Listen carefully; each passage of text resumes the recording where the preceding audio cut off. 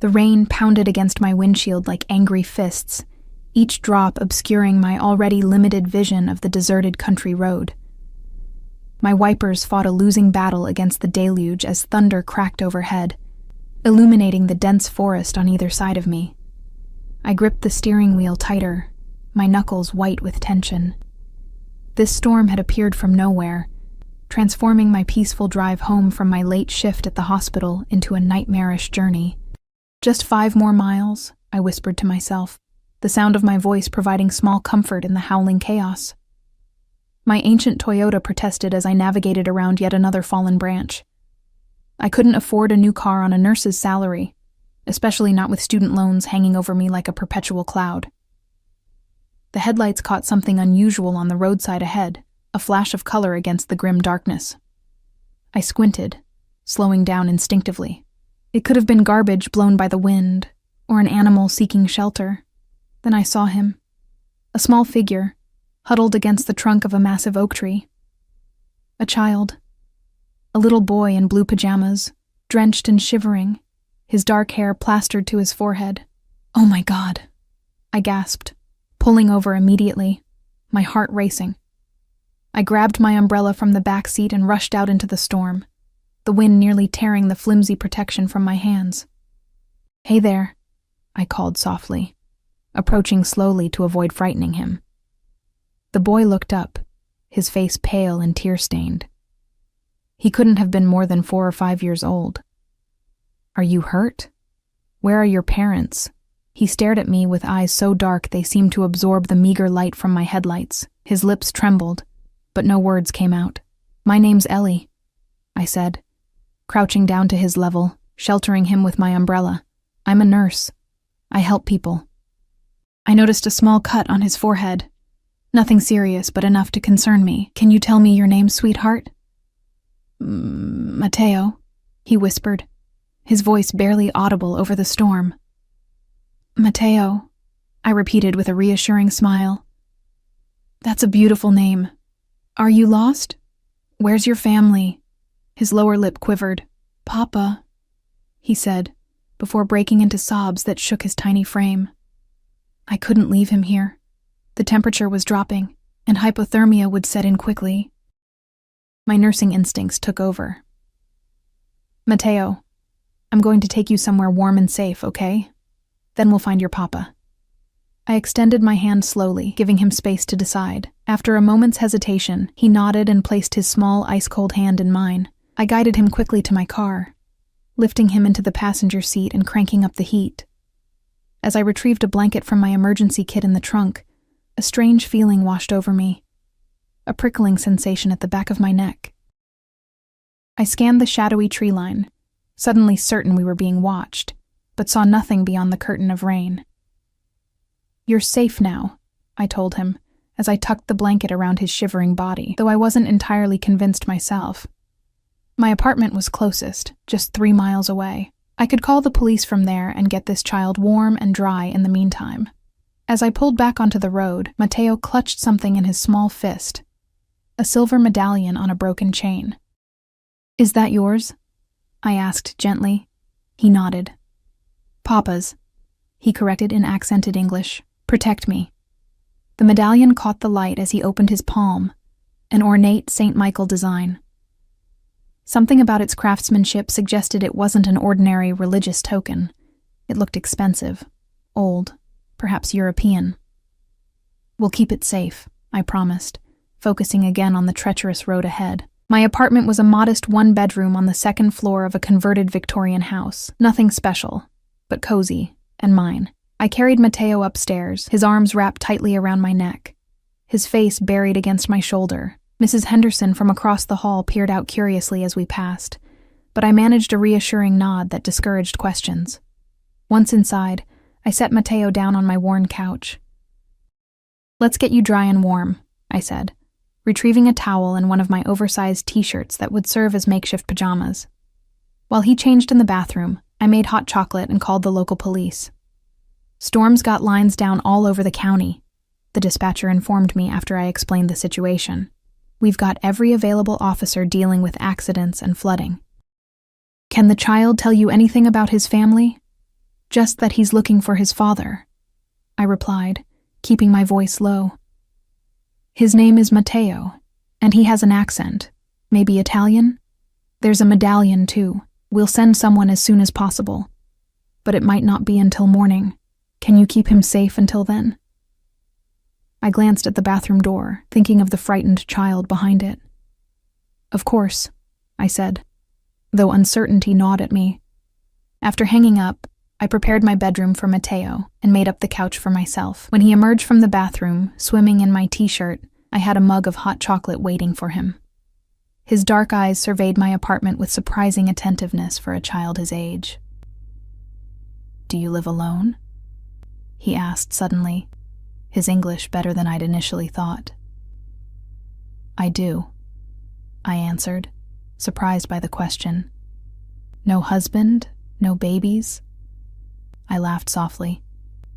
"No, none of those yet." I helped him onto a kitchen stool. "Matteo, can you tell me how you ended up alone in the storm?" His small face clouded. "Bad men," he whispered. "They took me from school. I runned away when they stopped the car." A cold dread washed over me. This wasn't a simple case of a lost child. "Someone kidnapped you?" I asked, trying to keep my voice calm. He nodded solemnly. "They said Papa would pay big money." Kidnapping. Ransom. I was suddenly way out of my depth. I reached for my phone again, but Matteo grabbed my wrist with surprising strength. "No more police," he said urgently. "Papa says police no good. He will find me." "Your papa? Who is he, Matteo? What's his name?" "Salvatore Russo," he said with unmistakable pride. Everyone knows Papa. The name meant nothing to me, but the way he said it, as though I should recognize it, sent another chill through me.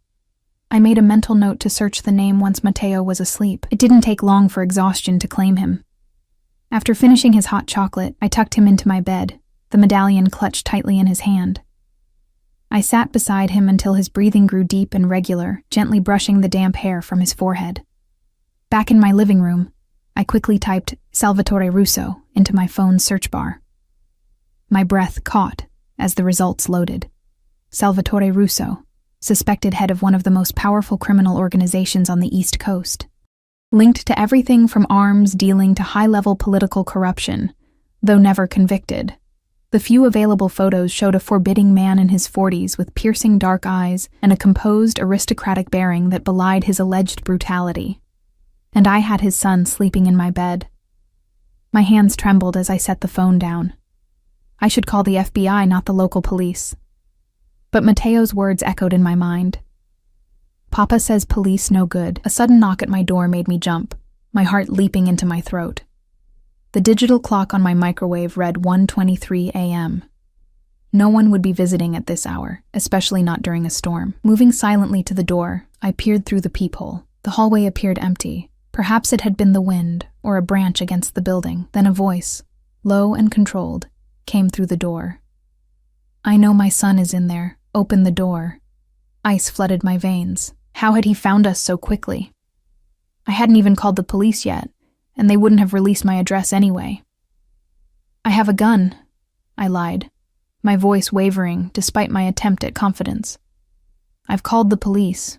A soft, humorless chuckle. "If you'd called the police, there would be sirens by now. As for your gun, you're holding your phone, not a weapon. I can see your shadow beneath the door." I stepped back, startled by his perception. "I have no intention of harming the woman who helped my son," he continued, his voice carrying an accent similar to Matteo's, but more refined. "But I will not leave without him." I glanced toward my bedroom where Matteo slept peacefully. What choice did I have? If even half the things I'd read about Salvatore Russo were true. Taking a deep breath, I unlatched the deadbolt and opened the door just enough to see the man standing in my hallway. Nothing could have prepared me for Salvatore Russo in person. The online photos hadn't captured his commanding presence or the dangerous intensity that seemed to radiate from him. Tall and broad-shouldered, he wore an impeccably tailored black suit despite the storm, not a drop of rain on him. His dark hair was streaked with silver at the temples, and those eyes, Matteo's eyes, studied me with cold calculation. He wasn't alone. Two men flanked him, their stances and alert expressions marking them clearly as security. One held an umbrella, explaining Russo's dry appearance. The other's hand rested inside his jacket, undoubtedly on a weapon. "Where is my son?" Russo asked quietly. I should have been terrified, and I was.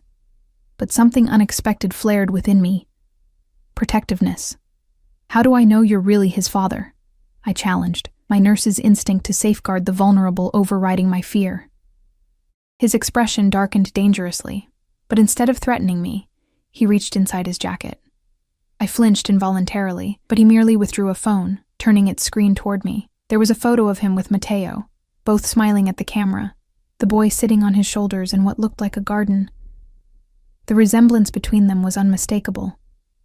"His mother died when he was an infant," Russo said, his voice softening slightly. "He's all I have. The medallion he carries, it belonged to my grandfather." As if summoned by our voices, a small figure appeared behind me. "Papa!" Matteo cried, pushing past me and running straight into Russo's arms. The transformation in the man's face was astonishing. The coldness melted away as he knelt down, gathering his son close, murmuring in rapid Italian. When he looked up at me again, his eyes held a warmth I wouldn't have thought possible moments before. "You kept him safe," he said simply. I nodded, unable to find words as I watched this notorious criminal cradle his child with such genuine tenderness. "I'm in your debt," he continued, rising to his feet with Matteo still in his arms. "Russo family doesn't forget such things." Before I could respond, he turned to one of his men. "Give her the envelope." The security guard produced a thick manila envelope, which Russo held out to me. For any inconvenience, I didn't take it. "I don't want money for helping a child in danger." Something flickered in his expression. Surprise, perhaps respect. He tucked the envelope away. "Then perhaps you'll accept this instead." He removed an elegant business card from his pocket and pressed it into my palm. "If you ever need anything at all, this number will reach me directly." Our fingers brushed, and an unexpected current seemed to pass between us. His eyes held mine for a moment longer than necessary, something unreadable in their depths. "Good night, Ms. Oh, Ellie," I supplied automatically. "Ellie Mason." "Ellie Mason," he repeated, as though committing it to memory. "This won't be the last time we meet." It wasn't a question or a pleasantry. It was a statement of fact, a promise that sent a complicated thrill of both fear and anticipation through me. As they turned to leave, Matteo waved over his father's shoulder. "Bye, Ellie," he called sleepily. I raised my hand in response, but my eyes remained fixed on Salvatore Russo's retreating form. Only when they disappeared down the stairwell did I close my door, sliding the deadbolt back into place with trembling fingers. I leaned against the wood, my heart racing. The business card in my hand seemed to burn against my skin. I knew I should throw it away, forget this night had ever happened, and go back to my ordinary life. Instead, I carefully placed it in my wallet. I had saved a child tonight. I should have felt only relief that he was safely back with his father. But as I settled onto my couch, inhaling the lingering scent of expensive cologne that Salvatore Russo had left in my apartment, I couldn't shake the feeling that I had just made a decision that would irrevocably change my life. The storm outside began to subside, but another kind of tempest was just beginning. I tried to return to my normal routine in the days that followed, but Salvatore Russo's words echoed in my mind. "This won't be the last time we meet." Each shift at Memorial Hospital's emergency department blurred into the next as I checked every new arrival, half expecting to see his commanding presence. I jumped whenever my phone rang, though the number on his business card never appeared on my caller ID. A week passed. Then, too, I began to think that night had been a strange dream, a story I'd conjured during the storm, until the flowers arrived. I was finishing a 12-hour shift, my feet aching and my scrubs splattered with evidence of a particularly chaotic day, when Janine at the reception desk called me over. "Someone must really like you," she said with a raised eyebrow, nodding toward an arrangement that dominated the counter. White lilies and blood-red roses, artfully combined in a crystal vase that probably cost more than my monthly rent. "There's been a mistake," I said, even as I reached for the small envelope nestled among the blooms. The card inside bore just 3 words in elegant script. I remember everything. No signature, but none was needed. My heartbeat quickened as I touched one of the velvety rose petals. Secret admirer? Janine pressed, curiosity bright in her eyes. Something like that, I murmured, gathering the vase. I should get these in water. The weight of the arrangement pulled at my tired arms as I carried it to the staff room, aware of the stares following me. In 4 years at Memorial, I'd never received so much as a carnation from the hospital gift shop. I placed the flowers in my locker, keeping only the card, which I slipped into my pocket. As I changed out of my scrubs, my fingers brushed against Russo's business card, which I'd transferred to each pair of pants I'd worn since that night, like a talisman, or a warning. The parking garage was nearly empty when I left, the fluorescent lights casting harsh shadows between the concrete pillars. My footsteps echoed as I walked to my usual spot on the 3rd level. Where my Toyota should have been, a sleek black Audi SUV waited instead. I froze, my hand automatically reaching for my phone. Before I could dial, the driver's door opened, and a woman emerged.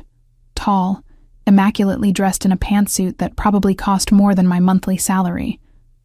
Her dark hair was pulled back in a severe bun, and her expression was professionally blank. "Ms. Mason," she greeted me, her voice carrying the barest hint of an accent. "Mr. Russo sends his apologies for the delay in expressing his gratitude." "The flowers were enough," I said cautiously, keeping my distance. "The flowers were a token. This," she gestured to the vehicle, "is gratitude." I stared at her in disbelief. "He's giving me a car? The paperwork is complete. Your previous vehicle has been taken care of." She held out a small leather folio containing what appeared to be registration documents and a key fob. "Mr. Russo insists on your safety. Your Toyota had faulty brakes and a deteriorating fuel line." My mouth went dry. How would he know that? She didn't answer, merely extending the folio further until I reluctantly took it. "There's a tracking system, isn't there?" I asked, already knowing the answer. A flicker of something, respect perhaps, crossed her face. "For your protection only," she replied smoothly. "Mr. Russo values your well-being." I should have refused. I should have handed everything back and walked away. But a crushing weariness swept over me, the weight of years of financial struggle pressing down. My Toyota had been on its last legs. I'd been saving for repairs but couldn't afford them yet.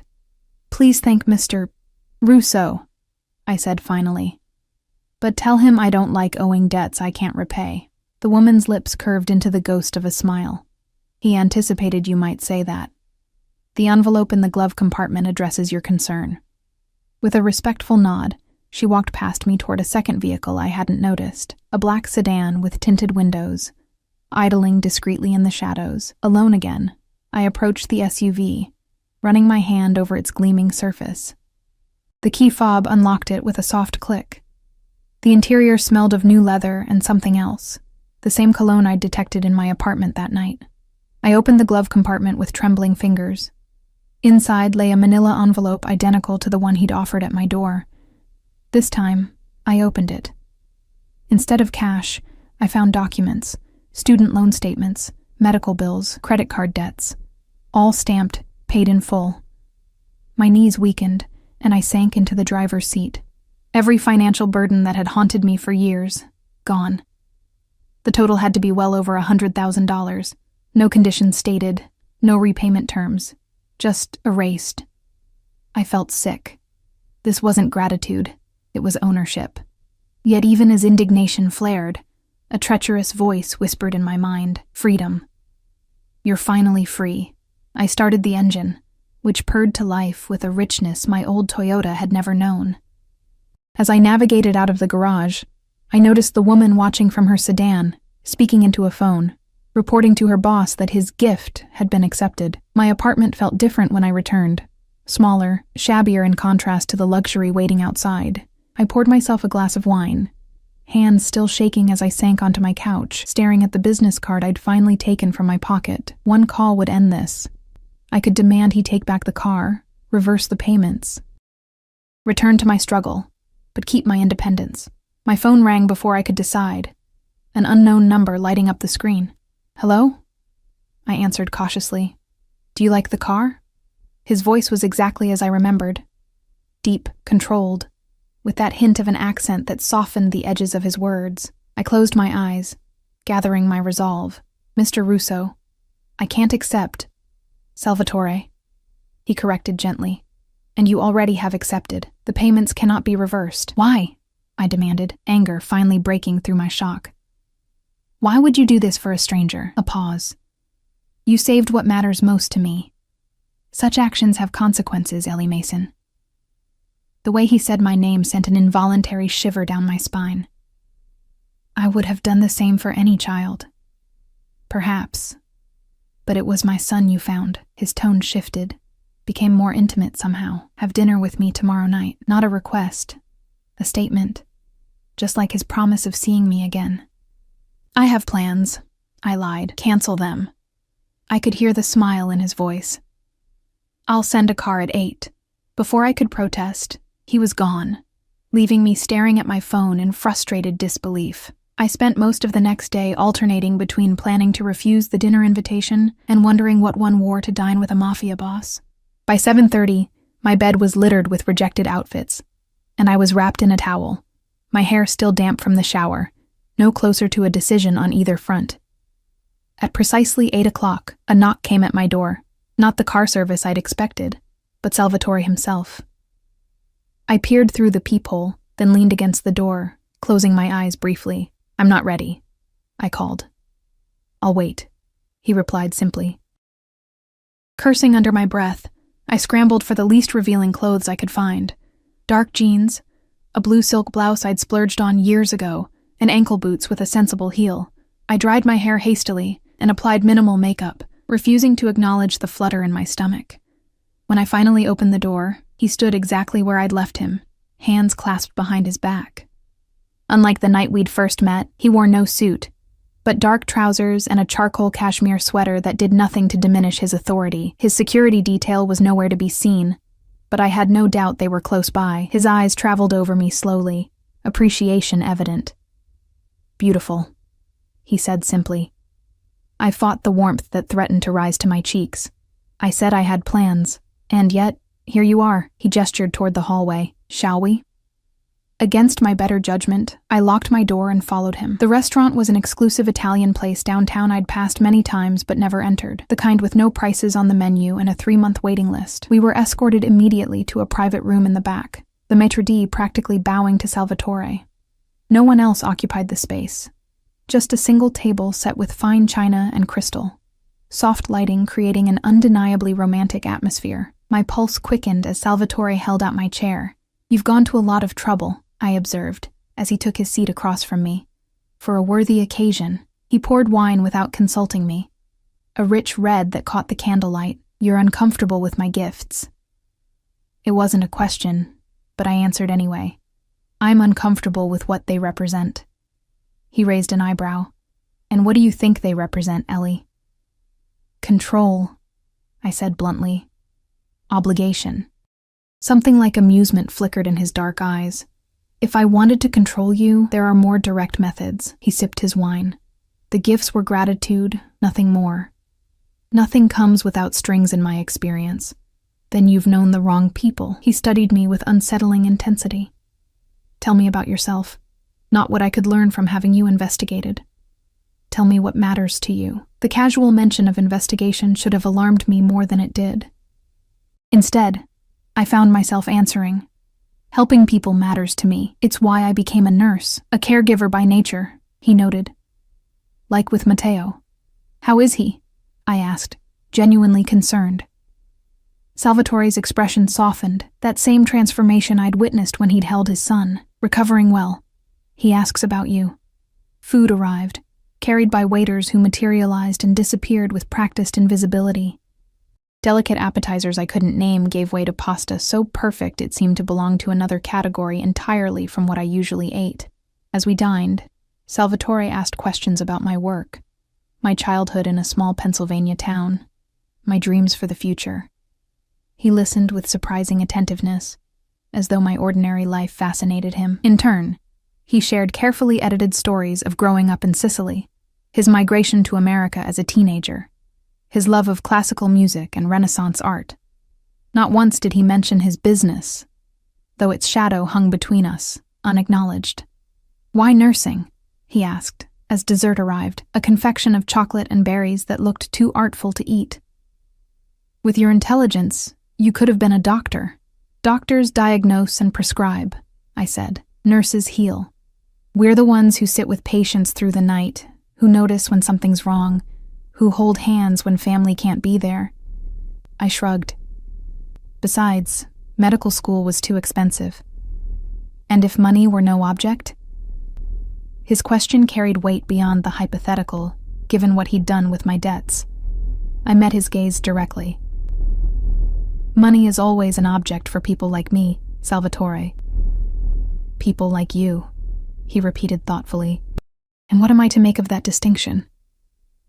"You know exactly what I mean. We live in different worlds." He leaned forward, his voice dropping to a near whisper. "And yet, here we are, in the same one tonight."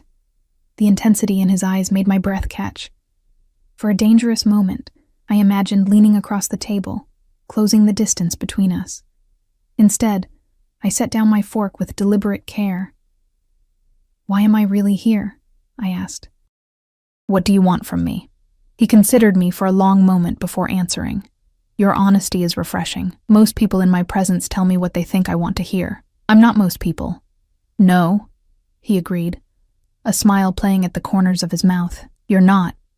That's precisely why you're here." Before I could press him further, his phone vibrated on the table. He glanced at it, his expression hardening instantly into the cold mask I'd first encountered. "We need to leave," he said, rising and signaling for the check. All warmth had vanished from his voice. "What's wrong?" I asked, alarmed by the sudden transformation. He didn't answer, merely placing a hand at the small of my back to guide me toward the exit. His touch was light but commanding, brooking no argument. Outside, his car waited at the curb. Not the SUV he'd given me, but a sleek black Mercedes with tinted windows. One of his security men opened the door, his expression tense. "Get in," Salvatore instructed, his attention already elsewhere, speaking rapidly in Italian into his phone. I hesitated. Whatever had interrupted our dinner clearly involved his other life, the one I wanted no part of. "I should get home. I can call a cab." His focus snapped back to me, dark eyes narrowing. "It's not safe." "Get in the car, Ellie." Something in his tone silenced my protests. I slid into the car, the leather seat cool against my skin. Salvatore followed, sitting close enough that I could feel the heat radiating from his body, smell the subtle cologne that had lingered in my apartment that first night. As soon as the door closed, the car pulled smoothly into traffic. The driver and another man occupied the front seats, both silent and watchful. Salvatore continued his phone conversation in rapid Italian, his voice low and controlled, but with an undercurrent of cold fury that made me shrink against the door. When he finally ended the call, the silence that followed felt suffocating. "I apologize for cutting our evening short," he said finally, his accent more pronounced in his agitation. "There's a situation that requires my attention." "What kind of situation?" I asked, then immediately regretted it. The less I knew about his business, the better. He studied me for a long moment. "The men who took Matteo," he said simply. "We've found them." A chill ran through me at the implication behind those words. The clinical part of my brain supplied unwanted images of what might happen to those men before the night was over. I looked away, focusing on the city lights blurring past the window. "I'll have Antonio take you home," Salvatore continued, gesturing to the driver. "Thank you," I said quietly, relief washing over me. Whatever was about to happen, I wanted no part of it. The car turned onto a residential street I didn't recognize. Upscale brownstones with perfectly maintained facades, far from my modest neighborhood. We pulled up to a corner house with wrought iron fencing and a discreet security camera above the door. "This isn't my apartment," I said, confusion replacing relief. "No." Salvatore's expression was unreadable. "It's one of my properties. You'll stay here tonight." Indignation flared. "I most certainly will not. Take me home. The men who took my son have connections. They know who you are, where you live." His tone was matter of fact, brooking no argument. Until this matter is resolved, you're safer here. How would they know about me? My voice rose with alarm, the same way I found you so quickly that night. He nodded toward the house. Everything you need is inside. I'll send someone for your work clothes in the morning. You can't just... I began, but he cut me off with a gesture. I can, and I am. His voice softened slightly. Please, Ellie, let me protect you. The plea startled me more than anything else. It seemed incongruous coming from a man so clearly accustomed to command. One night, I conceded reluctantly, and tomorrow I go back to my own place. Something like amusement flickered in his eyes. We'll discuss it tomorrow. He reached for my hand, his fingers warm and surprisingly gentle as they closed around mine. Thank you for dinner. Despite its abrupt end, it was the most pleasant evening I've had in some time. Before I could respond, he raised my hand to his lips, pressing a kiss against my knuckles that sent an unexpected jolt of electricity through me. His eyes held mine, dark and intense, communicating something beyond words. Then he was gone, sliding back into the car with fluid grace while another vehicle pulled up behind us. An identical Mercedes that must have been following us all evening. Antonio, the driver, escorted me to the door, unlocking it with a key card before handing it to me. The alarm is already disabled, Ms. Mason. Mr. Russo said to make yourself comfortable. The interior of the brownstone stole my breath. Soaring ceilings, gleaming hardwood floors, artwork that looked museum-worthy. Modern furniture in neutral tones created an atmosphere of understated luxury. Everything was impeccably tasteful, without the gaudy ostentation I might have expected. I wandered through the space, feeling like an intruder. The kitchen was a chef's dream, all stainless steel and marble. The living room featured a fireplace large enough to stand in.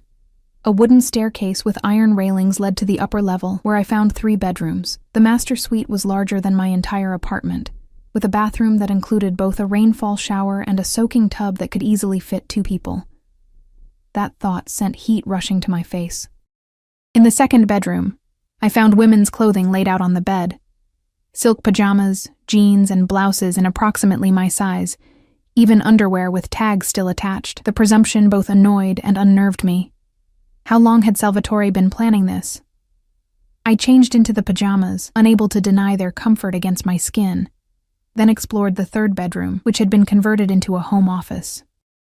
A laptop sat on the desk, alongside a framed photograph that caught my attention.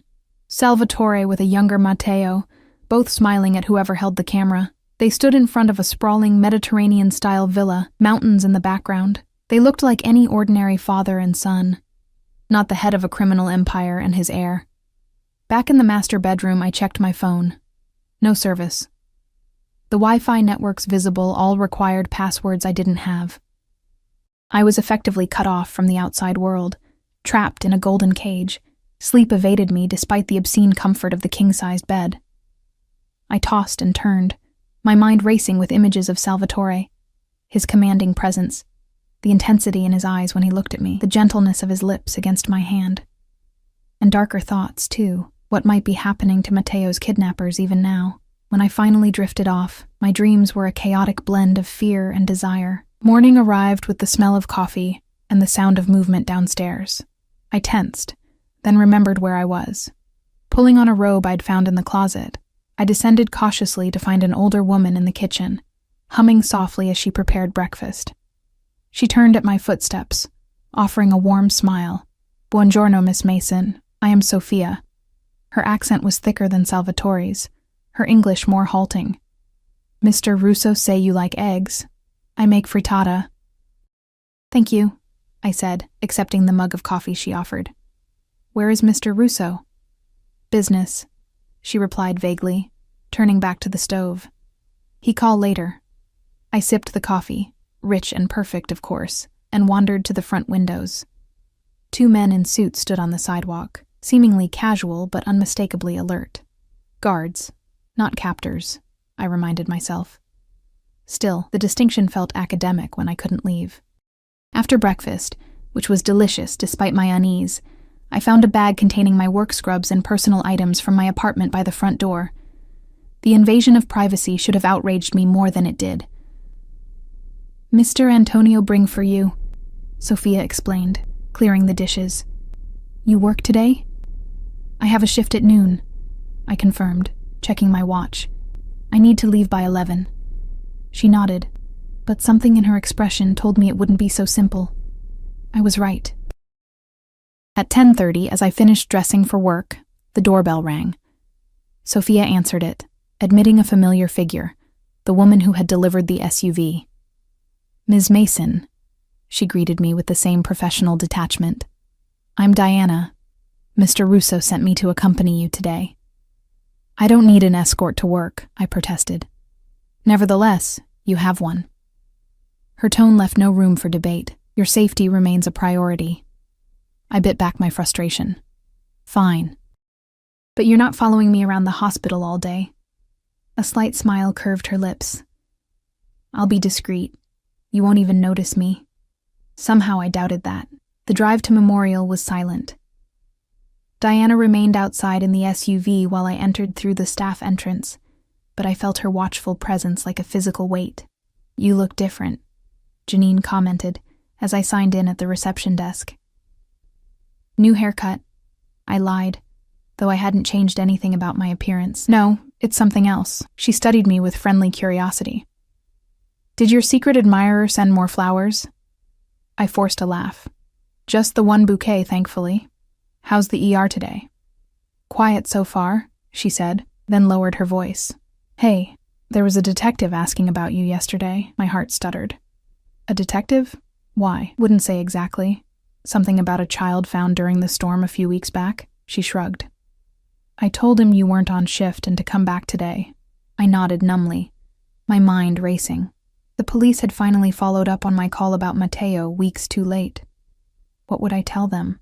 That I'd handed the child over to his father, who happened to be a notorious criminal, that I was now entangled with said criminal, sleeping in his house, accepting his protection.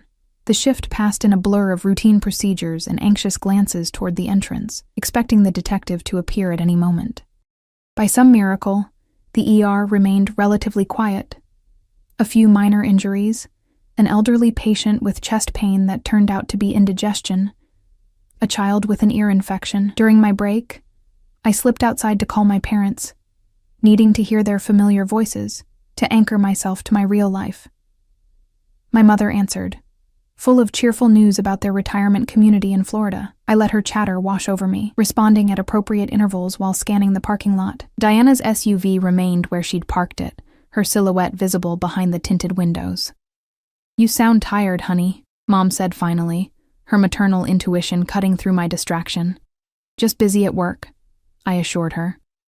How's Dad's golf game? Terrible as ever, but don't tell him I said so. When are you coming to visit? We haven't seen you since Christmas. The question triggered a wave of homesickness so intense it nearly brought tears to my eyes. Soon, I promised. I love you both. After hanging up, I stared at my phone, my thumb hovering over Salvatore's number. I wanted to demand answers. When would this protection end?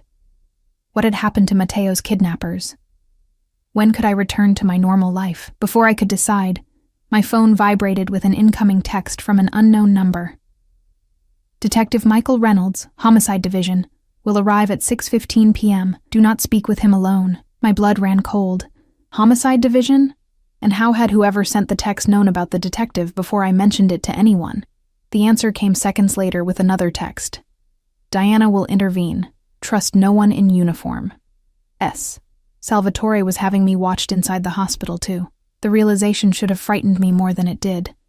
Instead, a disturbing sense of security settled over me. Whatever happened, I wasn't facing it alone.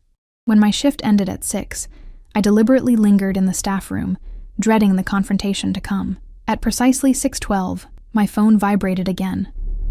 Exit through emergency bay 3. Car waiting. I hesitated only briefly before following the instruction, slipping out a side entrance typically used for ambulance transfers. Diana stood beside the SUV, door already open. Detective Reynolds is speaking with reception, she informed me as I approached. We have a narrow window. I can't just run from the police, I protested, even as I slid into the vehicle. You're not running, you're postponing. She closed the door and circled to the driver's side. Mr. Russo's attorney will contact you to arrange a proper interview when it's safe. Safe from what? I demanded as she pulled away from the hospital. What's going on? Why is homicide interested in me? Diana's eyes met mine briefly in the rearview mirror. 2 bodies were found in the harbor this morning. They've been identified as the men who kidnapped Mateo. The clinical part of my brain supplied images I immediately tried to banish. Bloated bodies, fish-eaten flesh, the evidence of violence before death. I swallowed hard. And they think I'm involved? My voice sounded distant to my own ears. They know you found Mateo. They're connecting dots. Her tone remained professional, detached. Mr. Russo is handling it. Handling it how? I asked, though I feared I knew the answer. Her silence was confirmation enough. We didn't return to the brownstone, but drove instead to a high-rise apartment building downtown, with a discreet security presence in the lobby. The elevator required a keycard for access to the upper floors. Diana escorted me to the penthouse level, then stepped back as the doors opened. Mr. Russo is waiting, she said simply. The penthouse took my breath away. Floor-to-ceiling windows showcased the city skyline, now glittering with evening lights.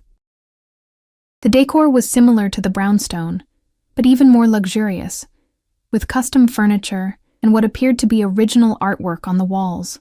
The space breathed wealth and power, but with understated elegance rather than gaudy display. Salvatore stood by the windows, his back to me, a tumbler of amber liquid in his hand. He wore a perfectly tailored suit, his posture rigid with tension. The city lights cast his silhouette in sharp relief, a dark figure against the glimmering backdrop.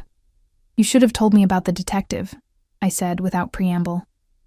He turned slowly, his expression unreadable in the dim light. I just did. Through a text? After they were already looking for me? My voice rose with indignation. 2 men are dead, Salvatore. 2 kidnappers who would have killed my son if their demands weren't met. His voice remained calm, but with an edge of steel beneath. Men who knew your face, your name, where you worked. Did you kill them? The blunt question hung in the air between us. Salvatore studied me for a long moment, then set his glass down on a side table and moved closer. Would it matter if I said no? He asked quietly. I met his gaze without flinching. It would matter to me. Something flickered across his face. Respect, perhaps, or surprise at my directness. He gestured to a plush sofa. Sit. Please. I remained standing. Answer the question. I gave orders to find them and bring them to me for questioning, he said finally. They resisted. Things escalated. His tone was matter-of-fact, as if discussing a business transaction rather than deaths he'd orchestrated. Their associates remain a threat to you. To me, or to you, I challenged. I'm a liability now, a witness who can connect you to Mateo's kidnapping. His eyes narrowed. You think I'm protecting you to silence you? Aren't you? In 3 quick strides, he closed the distance between us. I forced myself not to step back as he loomed over me, his presence overwhelming in the dimly lit room. If I wanted you silenced, Ellie, he said, his voice a low growl, we wouldn't be having this conversation. A shiver ran through me. Fear, yes, but something else too. Something I didn't want to acknowledge. I swallowed hard. Then why am I here? Why all this?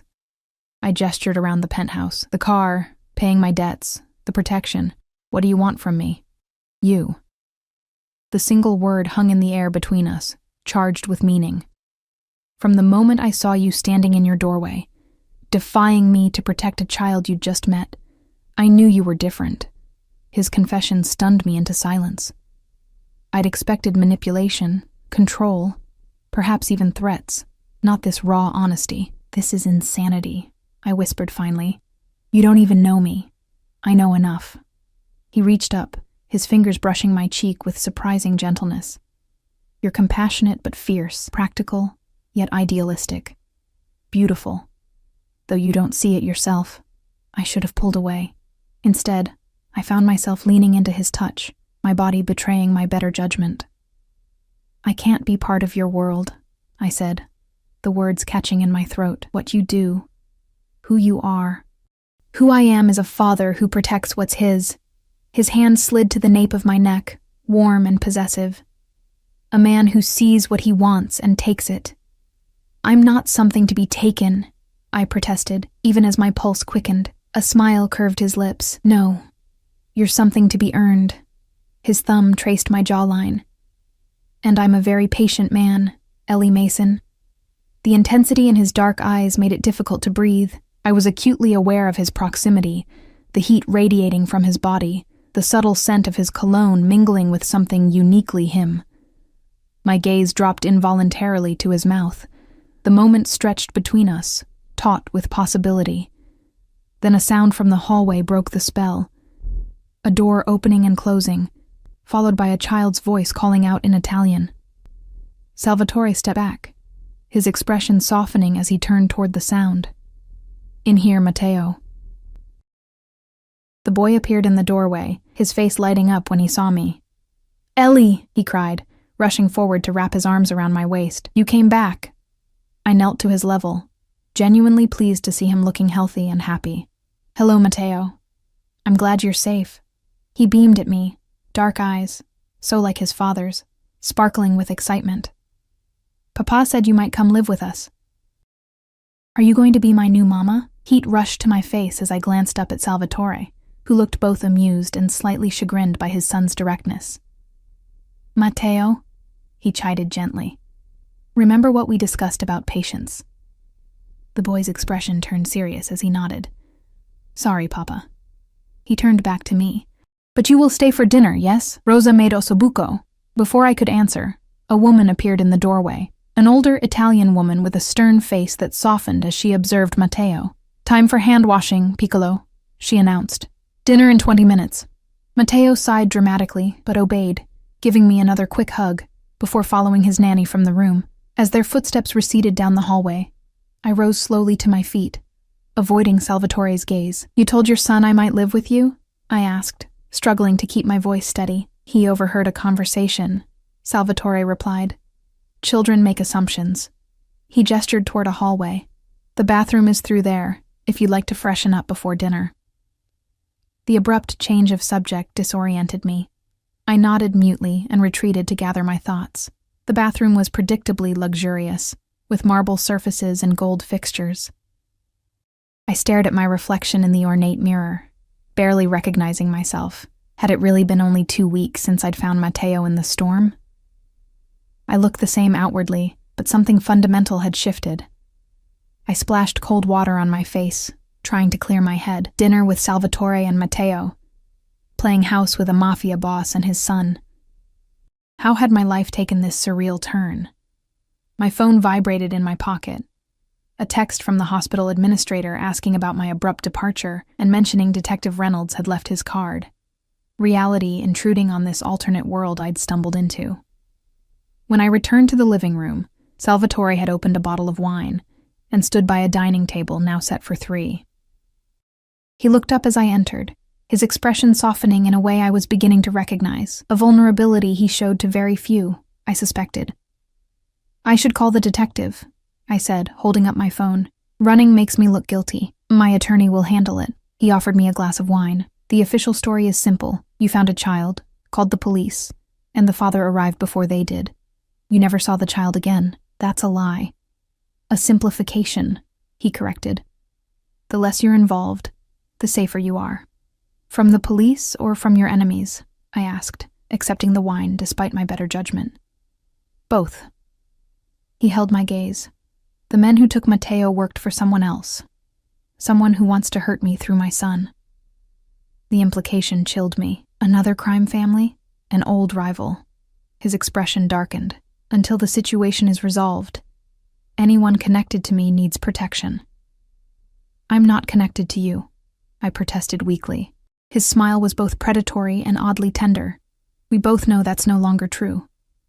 Before I could respond, Matteo bounded back into the room, followed by Rosa carrying a steaming dish that filled the air with a mouth-watering aroma. The moment for argument had passed. Dinner was surreal. Delicious food. Matteo's cheerful chatter about school and his friends. Salvatore transforming into a doting father who gently corrected his son's table manners and listened attentively to his stories. In these moments, It was easy to forget who Salvatore was, what he did for a living. Until his phone vibrated, and that mask of normalcy slipped for an instant, revealing the calculating hardness beneath. He excused himself briefly, speaking in rapid Italian in the hallway before returning with a smile that didn't quite reach his eyes.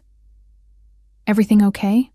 I asked quietly, as Matteo engaged Rosa in an animated description of a school project. "A minor business matter," Salvatore replied smoothly. "Nothing to concern yourself with," but the reminder of his business had shattered the domestic illusion. I set down my fork, appetite suddenly gone. "I should go home. My shift starts early tomorrow. You'll stay here tonight," Salvatore said, his tone making it clear this wasn't a suggestion. "Diana will take you to work in the morning." "I can't just disappear from my life," I argued, keeping my voice low to avoid alarming Matteo. "People will ask questions. Let them." He reached across the table, his fingers closing around my wrist with gentle pressure. "Your safety matters more than gossip." I wanted to pull away, to assert my independence, but the warmth of his touch sent a treacherous thrill through me. I caught Matteo watching us, a hopeful smile playing on his lips, and felt a pang of guilt. This child had lost his mother. Now he was projecting those needs onto me, the woman who'd found him in the storm. "One more night," I conceded finally. "But tomorrow, we figure out a more permanent solution that doesn't involve me becoming a prisoner, no matter how gilded the cage." Something like respect flickered in Salvatore's eyes. "Agreed. We'll discuss terms tomorrow." After dinner, Rosa took Matteo off for his bath and bedtime routine, but not before he extracted a promise from me to read him a story. Left alone with Salvatore again, I felt the tension between us resurface. "You're good with him," he observed, pouring us each another glass of wine. "He's taken with you." "He's a wonderful child," I said honestly. "You've raised him well." A shadow crossed his face. "I've tried." After his mother died, he trailed off, then shook his head. "I've made many mistakes, but Matteo is the one thing in my life I refuse to fail at." The raw emotion in his voice touched something in me. "How did she die?" I asked softly. "His mother?" Salvatore was quiet for so long I thought he wouldn't answer. When he finally spoke, his voice was distant, as if the memory still pained him. "Carlotta was caught in the crossfire of a hit meant for me. Matteo was just a year old." "I'm sorry," I said, meaning it. "I've kept him sheltered from my business," he continued, "sent him to normal schools, tried to give him as ordinary a childhood as possible." His laugh held no humor. "Then they took him anyway. And now?" "Now I keep him closer. More security, fewer risks." His eyes met mine, intense and unwavering. "I protect what's mine, Ellie, whatever it costs." The possessive undertone sent a shiver through me. "Matteo is yours, I'm not." He studied me over the rim of his wineglass. Yet the single word hung between us, a promise or a threat, perhaps both. "Papa," Matteo's voice called from down the hallway. "I'm ready for my story." Salvatore's expression softened immediately. "Duty calls," he said, setting down his glass. "Make yourself comfortable. We'll continue our conversation later." I watched him go, conflicting emotions warring within me. Attraction, fear, curiosity, wariness, all tangled together in a knot I couldn't unravel. The rational part of me knew I should leave, call the police, return to my normal life. The woman I'd been 2 weeks ago would have done exactly that, but that woman hadn't seen Salvatore Russo with his son, hadn't felt his touch or experienced the intoxicating sense of being the sole focus of his intense attention, hadn't glimpsed the man beneath the monster the world believed him to be. I sipped my wine, staring out at the city lights below, wondering which version was real. The ruthless criminal who ordered deaths without remorse, or the devoted father who read bedtime stories.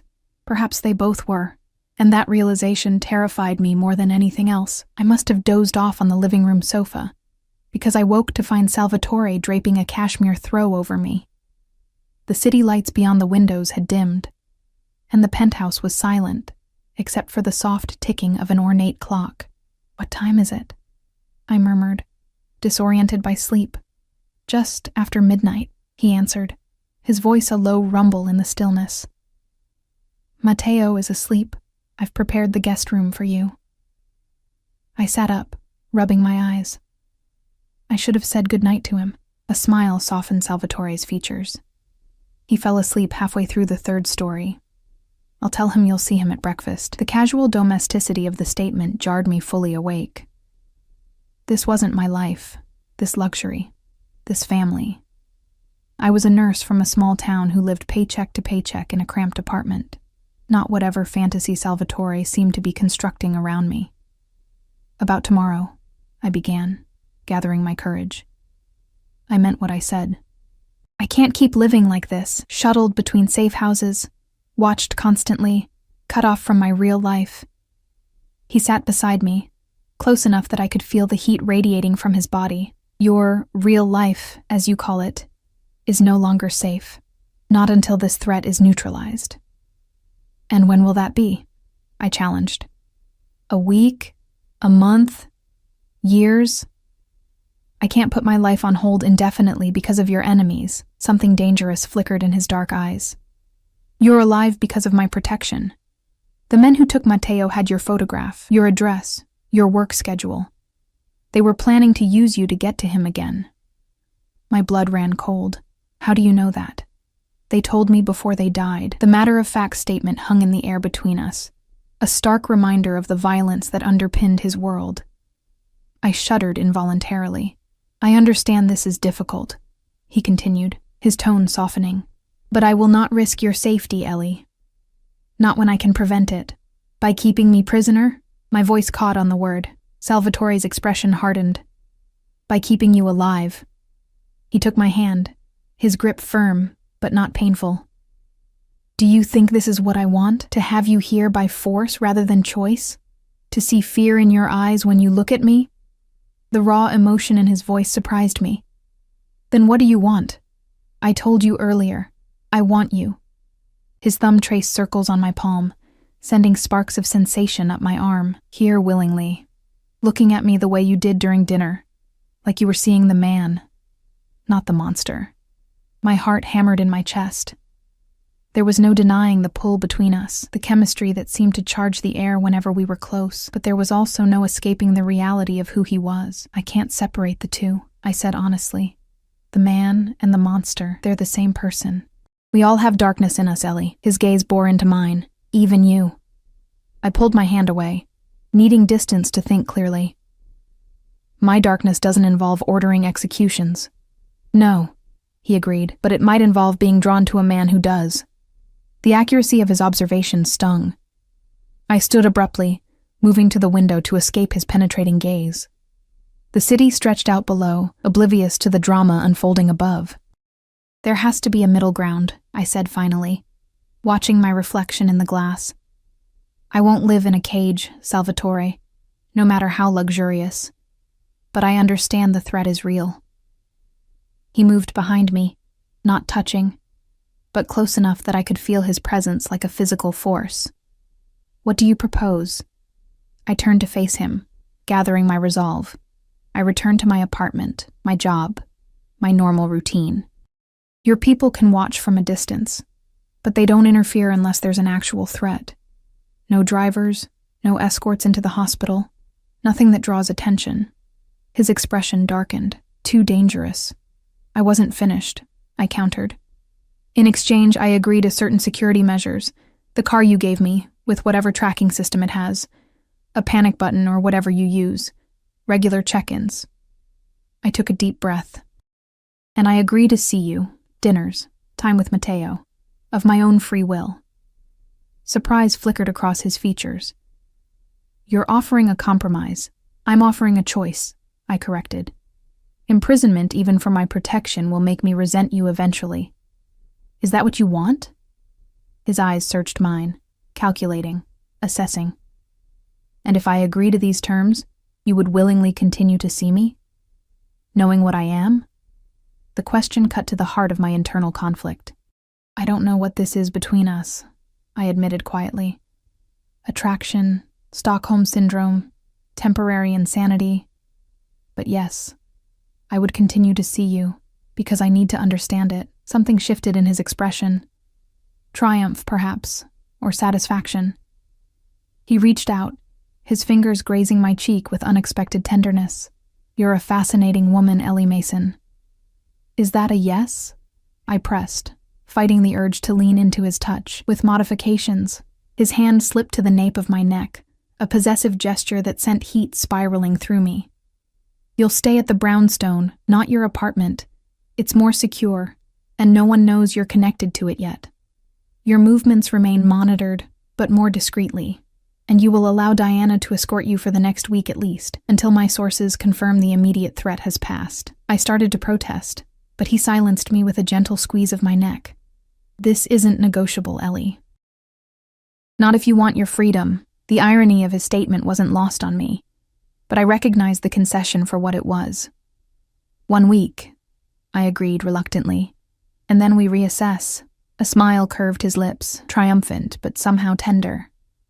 1 week, he echoed, his thumb tracing my jawline. Now, shall I show you to your room? The invitation hung between us, laden with implication. I knew with absolute certainty that if I gave any sign, any hint that I wanted more, Salvatore would take it.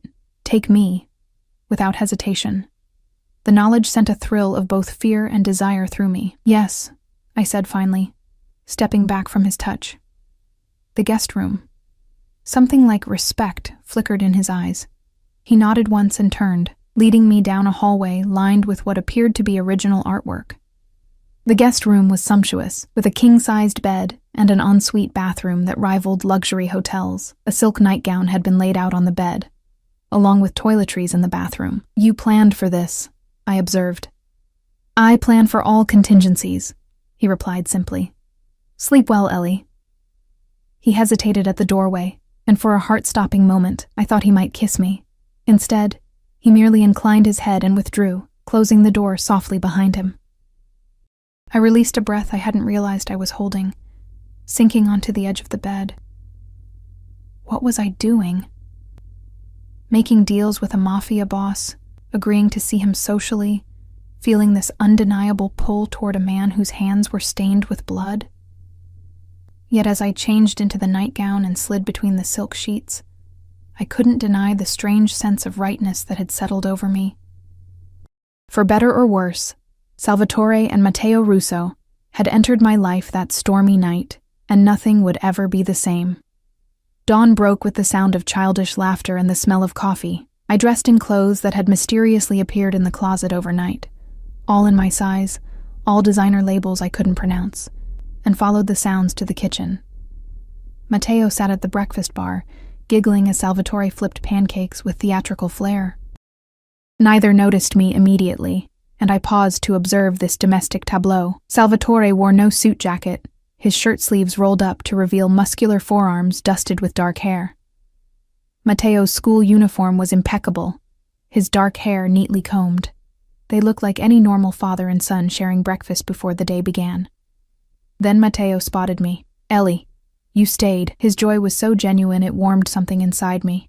Papa is making pancakes. He only does it on special days. Salvatore turned, and the smile he gave me sent my pulse racing. Good morning, he said, his voice a rumble that seemed to vibrate through my chest. Coffee? Please. I took the seat beside Matteo, who immediately launched into a detailed explanation of his school project on dinosaurs. The normalcy of the moment was disarming. For a brief time, I could almost forget the circumstances that had brought me here. The kidnapping, the deaths, the threat still hanging over us, almost. Reality intruded when Diana arrived as we finished breakfast, her professional demeanor a stark contrast to our domestic tranquility. The car is ready, Ms. Mason, she announced. Your shift begins in 90 minutes. Matteo's face fell. You're leaving? But you just got here. I knelt to his level, unable to resist the urge to comfort him. I have to go to work, sweetheart. There are people who need my help, just like you needed help that night in the storm. He considered this solemnly. Will you come back? I glanced up at Salvatore, who watched us with an unreadable expression. Yes, I said, surprising myself with the certainty in my voice. I'll come back. Matteo's smile could have lit the room. He threw his arms around my neck in an impulsive hug, then allowed Rosa to usher him off to gather his school things. Alone with Salvatore, I felt the weight of my promise settle around me. "I meant it," I said before he could speak. "I'll honor our agreement." He nodded, satisfaction evident in his dark eyes. "Diana will bring you to the brownstone after your shift. Everything you need will be there." He moved closer, into my personal space, his presence overwhelming in its intensity. "1 week, Ellie. Then we'll reassess." 1 week, I echoed, trying to ignore the flutter in my stomach when he reached up to tuck a strand of hair behind my ear. "Be careful today," he murmured, his fingers lingering against my skin. "Remember that detective may still be looking for you." "I can handle a detective," I said with more confidence than I felt. A smile curved his lips. "I've no doubt. It's one of the many things I admire about you." Before I could respond, he leaned in and pressed his lips to my forehead. Not quite a kiss, more a branding. "Until tonight," he said, his breath warm against my skin. Then he was gone, striding toward his office with the fluid grace of a predator. Diana cleared her throat discreetly from the doorway, reminding me of the world waiting beyond this strange interlude. The week that followed settled into an unexpected rhythm. Days spent at the hospital, maintaining a facade of normalcy while fielding questions about my new car and sudden absences. Evenings at the brownstone with regular visits from Salvatore and Matteo. Diana's presence became less intrusive, more like a shadow I acknowledged but didn't engage with. Detective Reynolds appeared at the hospital twice more, but each time I was mysteriously called away to an urgent case. Salvatore's influence, I assumed, though he never mentioned it during our dinners. And there were many dinners, sometimes with Matteo, sometimes just the two of us after the boy was asleep. Salvatore revealed himself in careful increments, his childhood in Sicily, his love of opera, his unexpected knowledge of Renaissance art. I found myself sharing too, stories of nursing school, my parents' retirement to Florida, my dreams of someday opening a community clinic. We circled each other carefully, the attraction between us growing with each conversation, each lingering touch, each unspoken promise in his dark eyes. But he never pushed, never presumed, respecting the boundaries I'd established, even as his gaze made it clear he wanted more. On the 7th day, the day our agreement was to be reassessed, I returned to the brownstone to find it transformed. Candles flickered throughout the living room, casting a warm glow over flowers arranged in crystal vases. A table was set for 2 on the terrace, with a view of the city now bathed in sunset hues. Diana met me at the door with an unusual smile. "Mr. Russo asked me to inform you he'll arrive at 8. Your dress is laid out upstairs." With that, she departed, leaving me alone in the romantic setting. Upstairs, I found a midnight blue gown spread across the bed, silk and lace, elegant yet undeniably sensual. Beside it lay a velvet box containing a simple diamond pendant on a platinum chain.